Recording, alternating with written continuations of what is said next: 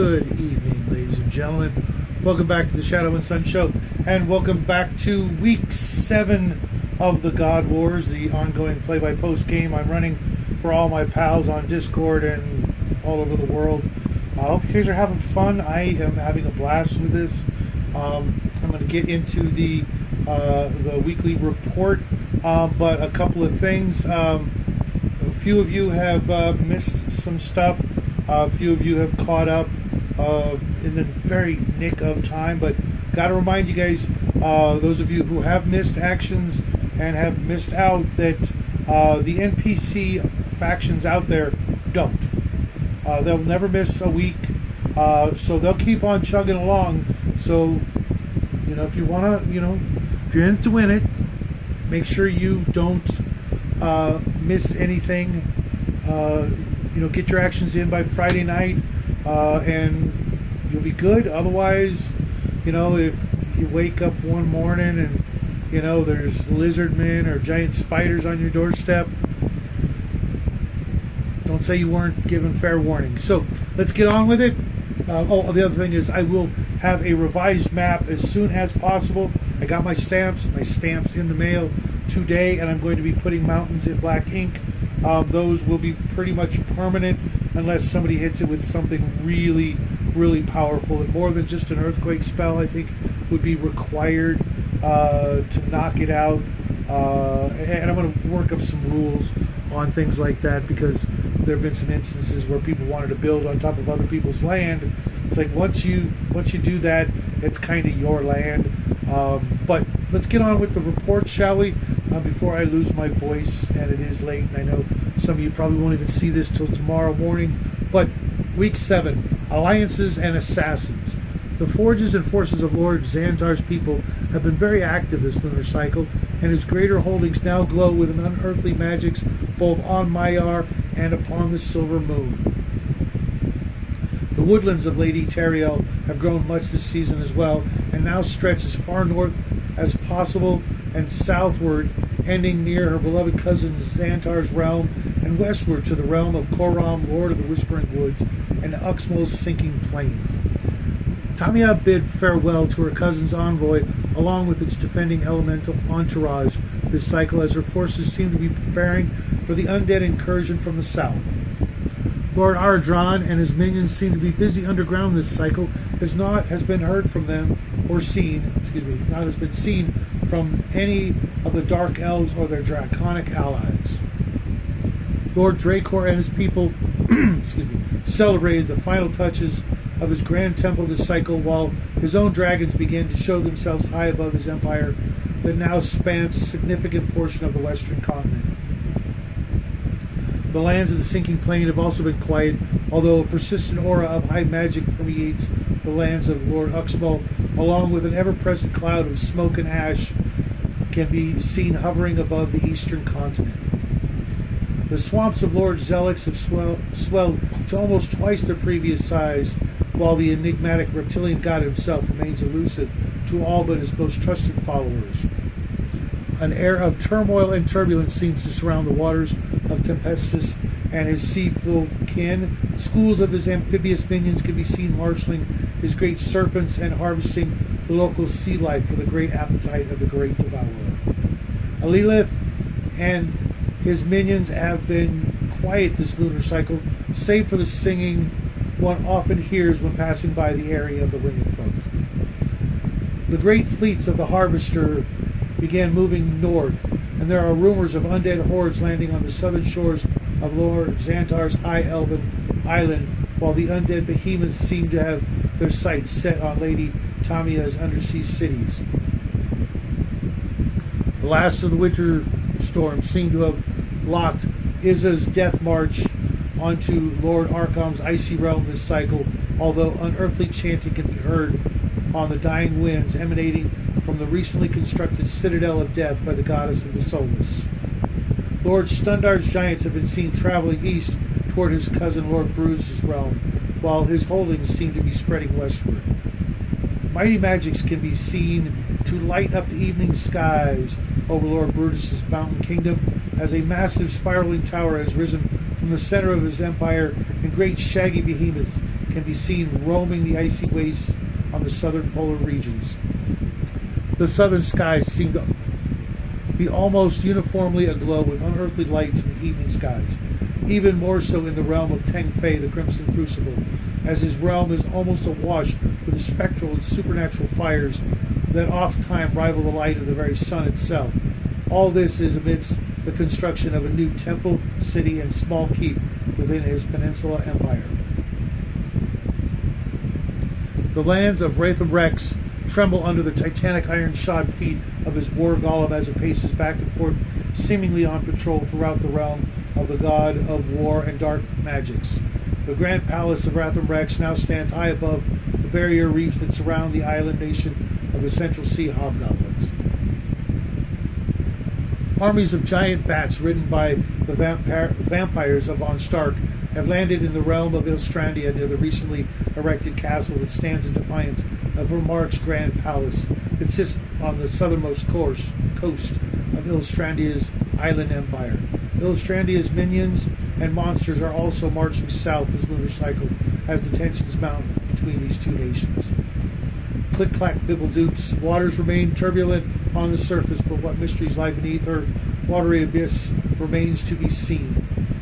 In the lands of the Eastern Mothmen, heavy construction can be seen on both their grand palace and their grand temple as the fleets of the lupines near the southern bay to the sounds of a billion tiny wings humming in the springtime breeze. The standoff between the forces of Lord Vermark and the Queen of Spiders, Ilstrandia, still continues as both sides seem to be building up their forces. But will Vermark be the first to initiate further hostilities, or will the Stealer of Secrets blink first, is anyone's guess? The god of death and assassins remains ever elusive this cycle, perhaps biding his time as the world clock winds down toward total warfare amongst the gods of Myar. Get a drink here real quick. Lord Athanatos launched his first war fleet this spring near the construction site of a newly built harbor citadel, while his forges continue to billow acrid smoke high into the northern skies.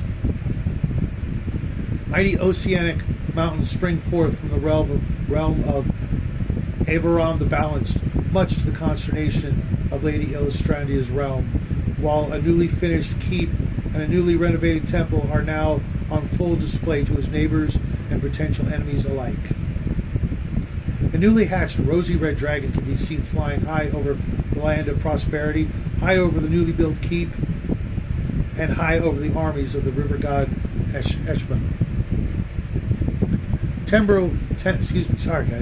Tembra's people seem quite content this lunar cycle, as his people have spent most of their spare time in prayer or in the fields preparing the farmlands for yet another season of growth and tranquility. As winter fades and the skies clear, Lord Karam, Lord of the Whispering Woods, has revealed his hidden valley and his stout followers of the green woods and mountains. His grand cathedrals and grand palaces safely snug betwixt his ring of mountains and forest valley, a virtual hidden paradise patrolled by the rangers and monks dedicated to the defense of the Whispering Woods. The dwarven children of the Hearth Father, Lord Kurza, have been silent save for the sounds of anvils and hammers ringing far beneath the mountain empire. Meanwhile, his cousin Gromdar, Lord of the Golden Horde, released another metal monstrosity to patrol his countryside and unveiled a gaudy and malevolent-looking grand temple dedicated to the god of avarice. There was much ado in the lands of the halflings this lunar cycle, as they seem to be celebrating or executing a strange new delicacy recently discovered, a strange but delicious giant form of crustacean found near one of the northern cities. The high priest narrowly escaped an assassination attempt by what appears to be a hobgoblin assassin. Unfortunately, the assassin escaped, but did leave behind a wickedly serrated poisoned hobgoblin blade, of which the stories have spread far and wide.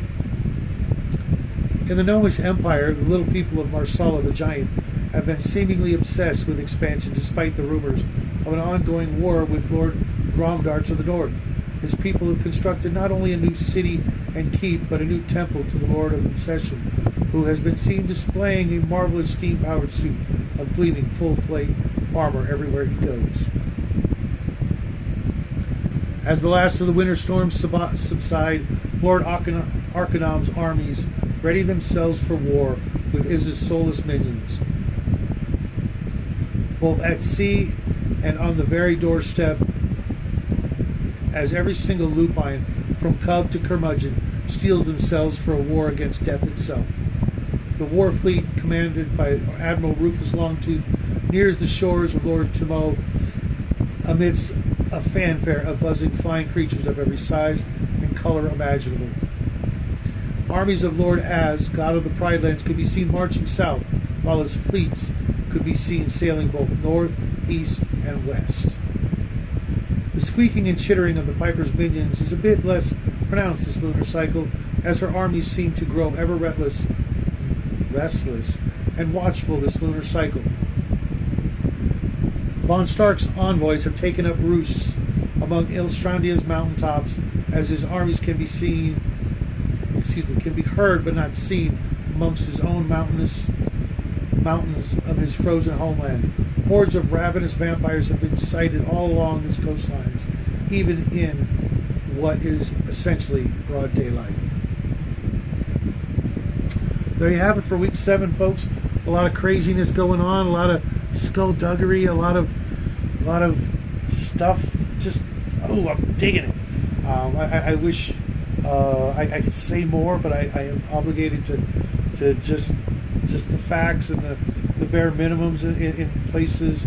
But rest assured, the guys and gals who are involved in playing each of these empires appear to be having quite a good time, and I look forward to each new week.